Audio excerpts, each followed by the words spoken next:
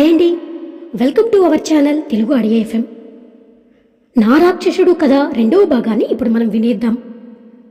ఇక భూమి భయంగా వివేక్ మాటలకు తల ఊపింది. గుడ్ అంటూ, నువ్విప్పటి నుండి ఏం పనులు చేయాలి అని నీకు నేను చెప్తాను.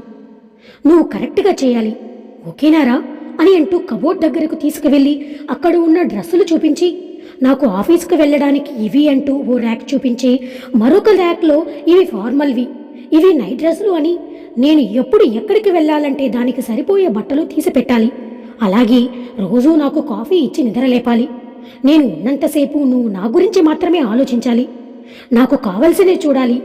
ఇది రిక్వెస్ట్ కాదు, ఆర్డర్. అర్థమైందా అని అన్నాడు. భూమి కూడా ఓకే అన్నట్టు తల ఊపింది. నోటితో చెప్పలేవా అని అన్నాడు గంభీరంగా. అలాగేనండి అని అంది భయం భయంగా భూమి. తర్వాత భూమికి తనకు కావలసిన బట్టలు, యాక్సెసరీస్ అన్నీ తెప్పించి, ఇవి మాత్రమే నువ్వు వేసుకోవాలి, నీతో తెచ్చుకున్న బట్టలు వేసుకోకు అని అన్నాడు. భూమి అలాగే అంది తల వంచుకుని. ఇక వివేక్ ఆఫీసులో పని ఉందని త్వరగా వస్తానని చెప్పి బయటకు వెళ్ళబోయి ఆగి అంతలోనే, నేను వచ్చే వరకు గది దాటి బయటకు రావద్దు అని అంటూ ఆర్డర్ పాస్ చేసి వెళ్ళిపోయాడు. భూమి తన పరిస్థితి ఏంటో ఒక్కరోజులో తన జీవితం తనది కాకుండా పోయింది అని అనుకుని ఆశ్రమం మదరు, సుమ అందరినీ గుర్తు తెచ్చుకుని ఏడుస్తూ అలానే నేలపై కూర్చొని బెడ్కి తల ఆనించి నిద్రలోకి జారుకుంది. ఇక మధ్యాహ్నం భోజనం పెట్టడం కోసం వచ్చింది రాధమ్మ వివేక్ గదిలోకి. కానీ భూమి నిద్రపోవడం చూసి సైలెంట్గా వెళ్ళిపోతుంది. 4 గంటలకు మెలకువ వచ్చింది భూమికి. టక్కున లేచి, ఇదేంటి ఇంతసేపు నిద్రపోయాను అని అనుకుని ఫ్రెష్ అయి కూర్చుంది. ఉదయం నుండి ఏమీ తినలేదేమో భూమికి చాలా ఆకలి వేస్తుంది. కానీ ఎవరిని అడగాలో అర్థం కాలేదు. పైగా వివేక్ గది దాటి బయటికి రావద్దంటూ ఆర్డర్ పాస్ చేశాడు. కనీసం నీళ్లు తాగి కాసేపు ఆకలి బాధ తగ్గించుకుందామంటే అక్కడ ఖాళీ బాటలు వెక్కిరించింది. చుట్టూ అన్ని సౌకర్యాలు, హంగులు, ఆర్భాటాలు, డబ్బుతో దర్పాలు, అంతులేని ఐశ్వర్యం ఉన్న భూమి ఆకలి తీరడానికి పట్టెడన్నం కానీ, దాహం తీరడానికి గుక్కెడు నీళ్లు కూడా దొరకడం లేదు. ఆశ్రమంలో తనకు ఊహ తెలిసినప్పటి నుండి ఏ రోజు పస్తులు ఉన్నది లేదు భూమికి మదర్ గుర్తు వచ్చింది. కడుపు పైన చేయి పెట్టుకుని బాధగా అలాగే ఉండిపోయింది భూమి. ఎప్పటికో వచ్చాడు వివేక్. నీరసంగా ఉంది భూమికి. కానీ వివేక్కి కోపం వస్తుందని అతను రాగానే అతనికి డ్రెస్ తీసి పెట్టింది. టవల్ చేతికందించి తల వంచుకునే చేస్తుంది అవన్నీ కూడా. వివేక్ కూడా ఏమీ మాట్లాడకుండా ఫ్రెష్ అయి వచ్చి, పద అంటూ తనని తీసుకుని డైనింగ్ టేబుల్ దగ్గరికి వెళ్ళి తను కుర్చీలో కూర్చుని వడ్డించు అని అన్నాడు. భూమి అతనికి వడ్డించి పక్కన నిలబడింది. కళ్ళు తిరుగుతున్నాయి, కానీ బలవంతంగా ఓపిక తెచ్చుకుని నిలబడి అతనికి కావలసినవన్నీ వడ్డిస్తూ ఉంది. వివేక్ తినేసి, నువ్వు తిను అంటూ సోఫాలో కూర్చున్నాడు. భూమి ఆకలి ఎక్కువగా ఉండడంతో గబగబా పెట్టుకుని తినేస్తూ ఉంది. ఫాస్ట్గా తినడం వల్ల పొలమారి దగ్గు వచ్చేసింది. కానీ వివేక్ అదేమీ పట్టనట్టు ఫోన్ చెక్ చేసుకుంటూ, బేబీ నిదానంగా తినలేవా, నీ ఫుడ్ ఎవరూ లాక్కోరు అంటూ కసిరాడు తల ఎత్తకుండానే. ఆ మాటలకు భూమి కళ్ళల్లో నీళ్లు సుడిలలా తిరిగాయి. ఇక తినాలనిపించలేక లేచి చేయి కడిగేసుకుంది. సైలెంట్గా వివేక్ పక్కన నిలబడింది. వివేక్ లేచి రూమ్లోకి వెళ్ళాడు. వెనకనే భూమి కూడా వెళ్ళింది. ఇక రాధమ్మ కిచెన్లో ఉండి ఇదంతా చూసి కూడా ఏమీ చేయలేక సైలెంట్గా ఉండిపోయింది. భూమి ఎక్కడ పడుకోవాలా అని ఆలోచిస్తూ నిలబడి ఉంది. వివేక్ ఆ రూమ్లోకి కనెక్ట్ అయిన మరొక రూమ్లోకి వెళ్ళిపోయాడు. భూమి అక్కడ ఉన్న సోఫాలో పడుకుంది, ఇంకేమీ చేయలేక. ఎంతకీ నిద్ర పట్టడం లేదు భూమికి. కళ్ళు మూసుకుంది, కానీ కనుల కొనల నుండి కన్నీళ్లు కారుతున్నాయి. మనసులో ఏదో తీరని వ్యధ. భూమి ఆలోచనలో ఉండగానే వివేక్ ఆ గదిలోకి వచ్చాడు. భూమి సోఫాలో పడుకుండడం చూసి తన దగ్గరకు వెళ్ళి, బేబీ ఏంటి నువ్వు చేస్తుంది అని అన్నాడు కోపంగా. భూమి పైకి లేచి అయోమయంగా నిలబడింది. వివేక్ దగ్గర నుంచి మందు వాసన వస్తుంది. అసలే ఫుడ్ సరిగా లేక నీరసంగా ఉన్న భూమికి ఆ స్మెల్ కడుపులో తిప్పడం మొదలుపెట్టింది. ఈరోజేంటి అని అన్నాడు భూమి అర్థం కాక సైలెంట్గా చూస్తూ ఉంటే. ఈరోజు మనకు పెళ్లి జరిగింది, మరి ఆ తర్వాత ఏంటి అని నీకు తెలియదా? ఇలా దూరంగా పడుకోవడానికైనా నేను నిన్ను పెళ్లి చేసుకుంది అని అన్నాడు. ఏదోలో ఉంది అతని చూపు. భూమి భయంగా, నాకు భయంగా ఉంది, నన్ను వదిలేయండి అంది వణికిపోతూ. వివేక్ ఓ కన్నింగ్ లుక్తో, ఏంటి బేబీ నీ మొగుడు దగ్గరికి వస్తే భయం అంటావా? వంకర నవ్వుతో భూమి చేతిని పట్టుకుని దగ్గరికి లాక్కుని తన నడుము చుట్టూ గట్టిగా పట్టుకుని బలవంతంగా ముద్దులు పెడుతూ తన ఒళ్ళంతా తడుముతూ ఉంటే భూమికి అస్సలు నచ్చడం లేదు. దూరంగా తోసేయాలనిపించింది. అతని దగ్గర నుంచి వచ్చే మందు వాసన వికారం తెప్పిస్తూ ఉంది. తన బలమంతా ఉపయోగించి దూరంగా నెట్టి, ప్లీజ్ అండి, నిజంగా నాకు భయమేస్తుంది, నన్ను పంపేయండి మా ఆశ్రమానికి అని అంది దండం పెడుతూ. ఆ మాటకి వివేక్ గట్టిగా నవ్వుతూ, ఏంటి పంపేయాలా అంటూ సీరియస్గా మారిపోయి, చూడు, నువ్వు నా ఆఫీస్కు వచ్చినప్పుడే పిచ్చపిచ్చగా నచ్చావు. నాకు నచ్చిన ఆడదాన్ని సొంతం చేసుకోవడం చిటికెలో పని. కానీ నిన్ను చూశాక ఒకసారి కాదు, లైఫ్ అంతా నాతోనే ఉంచుకోవాలనుకుని అప్పుడే డిసైడ్ అయ్యాను నేను. అందుకే మొదటిసారి నాకు లాభం లేకపోయినా కూడా ఆ ఆశ్రమం కోసం డబ్బు ఖర్చు పెట్టి ఆ స్థలాన్ని డొనేట్ చేశాను. నీకోసమే, కేవలం నీకోసమే అంటూ ఇంత అందాన్ని అనుభవించడానికే ఈ పెళ్లి అని అన్నాడు. భూమి అతని మాటలతో షాక్తో బిగుసుకుపోయి ఉంటే భూమిని అమాంతం ఎత్తుకుని బెడ్ మీద పడేసి ఆమె శరీరాన్ని మోహంతో ఆక్రమించుకున్నాడు. భూమి మనసు తనువు కొయ్యబారిపోయాయి. అతనికి ఆమె ఫీలింగ్స్తో పనిలేదు. భూమి అందం మాత్రమే అతనికి కావాల్సింది. పశువులా అతని కోరిక తీర్చుకున్నాడు.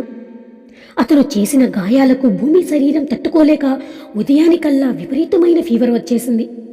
అది చూసిన వివేక్ వెంటనే ఫోన్ తీసి ఎవరికో ఫోన్ చేసి ఫ్రెష్ అయి వచ్చి రాధమ్మతో కాఫీ తెమ్మని తాగుతూ ఉన్నాడు. భూమి మూసిన కన్ను తెరవడం లేదు. ఆమె ఒంటిపై అతని పంటిగాట్లు, పెదవిపై చేసిన గాయం అవన్నీ చూస్తూ అదొక రకమైన సాటిస్ఫాక్షన్ పొందాడు. కాసేపటికి లేడీ డాక్టర్ని వెంట పెట్టుకుని వచ్చింది రాధమ్మ. ఆమె లోపలికి వెళ్ళగానే రాధమ్మ కిచెన్లోకి వెళ్ళింది. ఆ డాక్టర్ భయంగా వివేక్ ముందుకు వచ్చి నిలబడింది. ఆమె వైపు ఓసారి చూసి, చూడు అన్నట్టు భూమి వైపు చూపించాడు కన్నులతోనే. ఆమె భూమి టెంపరేచర్ చెక్ చేసి ఇంజెక్షన్ చేసింది. 5 నిమిషాలు భూమిని అబ్జర్వ్ చేస్తున్న ఆమెతో, ఏయ్, ఎంతసేపు చూస్తావు అని అన్నాడు చిరాగ్గా. సార్, ఆమె చాలా నీరసంగా ఉంది, నిన్న ఫుడ్ తీసుకోలేదనుకుంటా, పైగా అంటూ నాంచుతూ, అందుకే తన బాడీ తట్టుకోలేక ఫీవర్ వచ్చింది. సెలైన్ పెట్టమంటే పెడతాను, అలాగే తనకు 4 రోజులు పూర్తి రెస్ట్ అవసరము అని అంది. వివేక్ సీరియస్గా ఆమె వైపే చూస్తూ, ఏంటి 4 రోజులా? తనకు దూరంగా ఉండాలా? అప్పుడు నువ్వు వస్తావా నా పక్కలోకి అని అన్నాడు వంకర నవ్వుతూ. ఆవిడ భయంగా చూస్తూ ఉంది. ఏంటి, నా గురించి మర్చిపోలేదు కదా?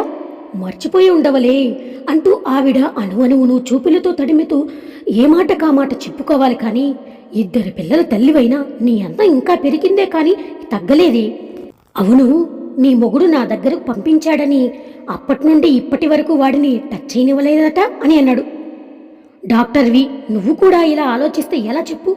వాడి మీద కోపంతో రానివ్వడం లేదా, లేక నా దగ్గర అని అన్నాడు అదోలా చూస్తూ. ఆవిడ ముఖంలో ఏ భావం లేదు. మౌనంగా ఉండి ఆవిడ గుండెల్లో అగ్నిపర్వతమే మోస్తూ ఉంది. ఆవిడ పలకకపోవడంతో చిటిక వేసి ఫోన్ తీసి కాల్ చేశాడు. అవతల వ్యక్తి సంబరంగా, సార్, ఎన్నాళ్లకు మా మీద దయ కలిగింది చెప్పండి సార్, ఏం చేయమంటారు అని అన్నాడు వినయంగా. ఏం లేదు, నీ పెళ్ళాన్ని 4 రోజులు నా దగ్గర ఉంచుకుంటున్నా. దానికోసం నీకు హాస్పిటల్కి డొనేషన్ కింద 1 కోటి రూపాయల చెక్ మా డ్రైవర్ తెచ్చిస్తాడు అని అన్నాడు. వాడు ఆనందపడిపోతూ, మీ దయతో ఏదో చిన్న హాస్పిటల్లో బతికే నన్ను ఓ కార్పొరేట్ హాస్పిటల్కి ఓనర్ని చేశారు. మీ మాట కాదంటానా? ఇక మీ పనిలో మీరుండండి, నేను అస్సలు డిస్టర్బ్ చేయను అంటూ కాల్ కట్ చేశాడు.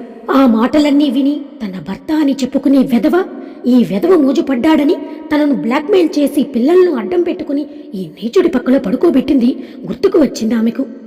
ఇప్పుడు కూడా ఆమెకి తెలుసు, తను కాదు అంటే జరిగేది మళ్ళీ బ్లాక్మెయిలేనని. బాధగా కన్నీళ్లు దిగమింగుతూ అలాగే నిలబడి ఉంది ఆమె. ఇక వివేక్ కన్నింగా నవ్వి, ఏంటి, నిజంగా నిన్ను పక్కలోకి తీసుకుంటాననుకుంటున్నావా? ఒకప్పుడైతే చేసేవాణ్ణి, ఇప్పుడిది అంటూ భూమిని చూపించి, తనని తప్ప ఇంకెవ్వరిని తాకాలని లేదు నాకు. అందుకు కాకపోతే నన్నెందుకు నా భర్తతో చెప్పి ఇక్కడ ఉంచానని ఆలోచిస్తున్నావా? నా బేబీ త్వరగా రికవరీ అవ్వడానికి, నువ్వు ఇక్కడ 4 రోజులు ఉండి తనని పూర్తిగా హెల్తీ చేయడానికి. అర్థమైందా? ఇప్పుడే చెప్పు, ఏం చేస్తే నా బేబీ త్వరగా లేస్తుంది అని అన్నాడు భూమి పక్కన కూర్చుంటూ. వివేక్ మాటలకు ఊపిరి పీల్చుకొని, ఈ రాక్షసుడి భార్య నుంచి తప్పించుకున్నానని అనుకుని కొన్ని మెడిసిన్స్, సిలైన్ అన్ని రాసిచ్చి ఇవి తెప్పించండి అని అంది మరొకసారి భూమి టెంపరేచర్ చెక్ చేస్తూ. వివేక్ బయటకు వెళ్ళిపోయాడు. ఆవిడ తడిగుడ్డ పెట్టడం కోసం వాటర్ క్లాత్ కోసం కిచెన్లోకి వెళ్ళింది. భూమి అప్పుడు కళ్ళు తెరిచింది.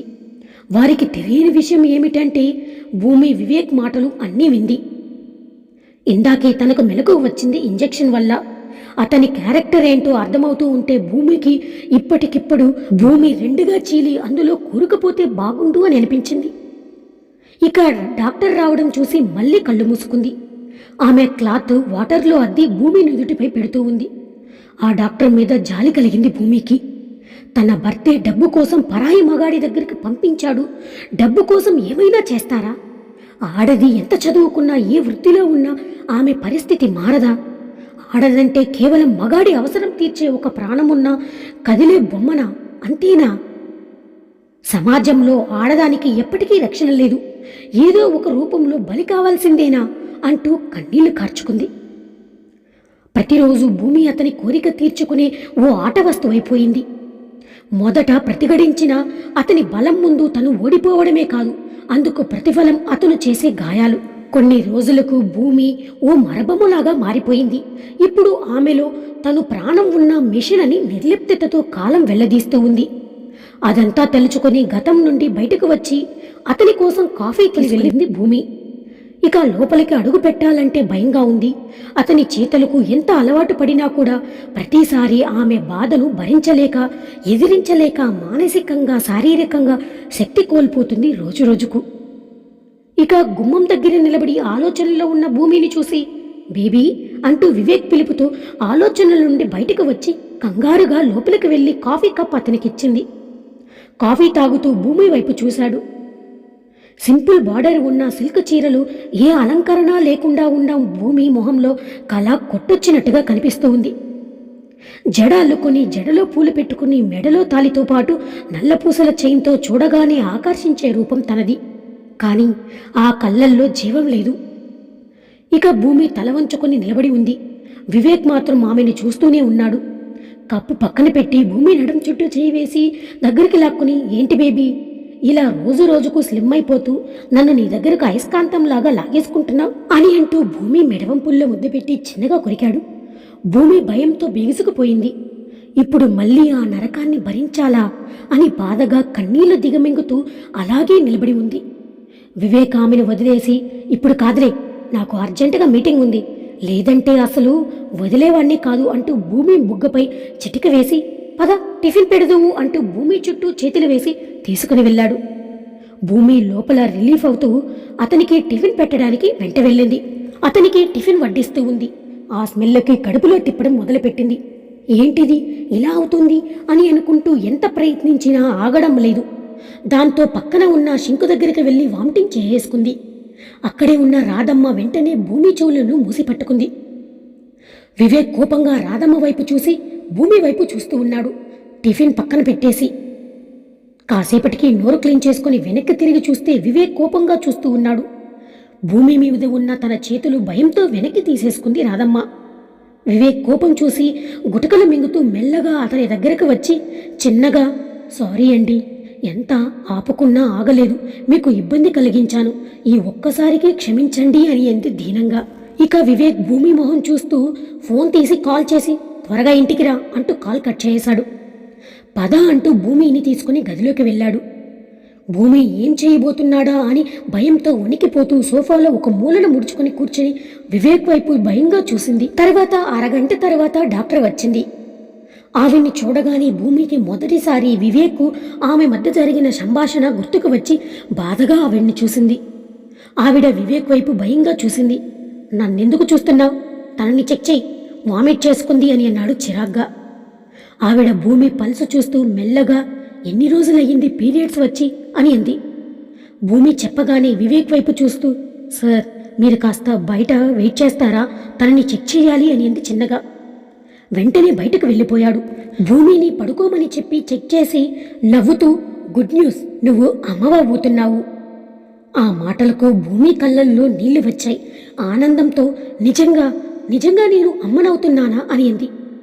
సంతోషంగా తనకంటూ ఒక బంధం రాబోతుంది అని అనుకుంటే భూమి మనసు ఉప్పొంగిపోతూ ఉంది. ఇకపై చాలా జాగ్రత్తగా ఉండాలి. అంతేకాదు, చాలా నీరసంగా కూడా ఉన్నావు. మంచి ఫుడ్ టైం టు టైం తీసుకోవాలి. ఎటువంటి టెన్షన్ లేకుండా మనసు ఎప్పుడు ప్రశాంతంగా ఉంచుకో. ఇంకా అంటూ కాస్త ముఖమాటంగా, నీ భర్తతో కలవకూడదు, దాని ఎఫెక్టు బిడ్డపై పడుతుంది అని అంది. ఆ మాట భూమిని ఆలోచనలో పడేసింది. డాక్టర్ బయటకు వచ్చి వివేక్తో భూమి ప్రెగ్నెంట్ అని చెప్పింది. వివేక్ షాక్తో ఏంటి అంటూ అరిచాడు. ఆ అరుపుకి ఉలిక్కి పడ్డారు భూమి ఇంకా ఆ డాక్టర్. డాక్టర్ భయంగా ఎస్ సార్ అని అంది. నువ్వు వెళ్ళు అని అన్నాడు. ఆవిడ వెళ్ళిపోయింది. వివేక్ భూమి దగ్గరికి వచ్చి బేబీ రెడీ అవ్వు, హాస్పిటల్కి వెళ్ళాలి అని అన్నాడు. భూమి చెకప్ చేయించుకోవడం కోసం అని అనుకుని ఆనందంగా సరేనండి అంటూ లేచి రెడీ అయ్యింది. వివేక్ తన సొంత హాస్పిటల్కి తీసుకుని వెళ్ళాడు భూమిని. అక్కడ డాక్టర్లు స్టాఫ్ అంతా వినయంగా అతనికి వెల్కమ్ చెప్పారు. వివేక్ లేడీ డాక్టర్ని పిలిచి తను ప్రెగ్నెంట్, తీసుకెళ్లి అబార్షన్ చెయ్యి అని అన్నాడు కఠినంగా. ఆ మాటలకు భూమి నిలువెల్లా వణికిపోతూ లేదు, నేను అబార్షన్ చేయించుకోను అని అంటూ అక్కడి నుంచి పరిగెడుతూ హాస్పిటల్ బయటకు వచ్చేసింది. భూమి అలా చేస్తుంది అని ఊహించని వివేక్ కాస్త షాక్ అయ్యి వెంటనే స్టాఫ్తో తనని ఆపండి అని అన్నాడు గట్టిగా. అప్పటికే భూమి గేటు వరకు వెళ్ళిపోయింది. వివేక్ ఫాస్ట్గా వచ్చాడు. కానీ భూమి భయంతో అటుగా వచ్చిన ఆటోని ఆపి ఎక్కి అన్నా ప్లీజ్ తొందరగా పదండి అని అంది కంగారుగా. అతను ఫాస్ట్గా పోనిచ్చాడు. అడ్రస్ అడిగాడు. భూమి అడ్రస్ చెప్పి టెన్షన్గా వెనక్కి చూస్తూ పట్టిన చెమటలను చీరకొంగుతో తుడుచుకుంటూ ఉంది. వివేక్ భూమి ఆటో ఎక్కడం చూసి కోపంగా వెనక్కి వచ్చి కారు తీసుకుని వెనకనే వచ్చాడు. ఆటోకి డబ్బు ఇవ్వడానికి తన దగ్గర ఏమీ లేదు. చేతులు నలుపుకుంటూ ఎలా అని అనుకుంటూ అనుకోకుండా వేలి వైపు చూసింది. ఉంగరం తీసి అతనికిచ్చి నా దగ్గర ఇప్పుడు డబ్బులు లేవన్నా, దీన్ని తీసుకోండి అని అంది బాధగా. ఆ ఉంగరం తన గుర్తుగా మదర్ ఇచ్చారు పిల్లప్పుడు. దాన్ని ఇస్తూ ఉంటే బాధగా ఉంది భూమికి. అతను వద్దు మేడం, ఏ కష్టంలో ఉన్నారో ఏంటో, మీ దగ్గరే ఉంచుకోండి అని అన్నాడు. వద్దన్నా పర్లేదు తీసుకోండి అంటూ బలవంతంగా అతని చేతిలో పెట్టేసి దిగి వెళ్ళిపోయింది భూమి. భూమి భయంగా గదిలోపల ఓ మూలను ముడుచుకుని కూర్చుని దేవుణ్ణి ప్రార్థించింది, తన బిడ్డ తనకు దూరం కాకుండా చూడమని చెప్పి. వివేక్ నేరుగా ఇంటి లోపలికి కారు పోనిచ్చి ఫాస్ట్గా లోపలికి వచ్చాడు. గదిలో వణుకుతూ మూలను కూర్చుని భయపడుతూ ఉన్న భూమి దగ్గరకు వచ్చి ఫోర్సుగా పైకి లేపి తన మోచేతి దగ్గర గట్టిగా పట్టుకుని కోపంగా చూశాడు వివేక్. కోపంలో ఉన్న వివేక్ భూమిని ఏం చేస్తాడో మనం నెక్స్ట్ పార్ట్లో తెలుసుకుందాం.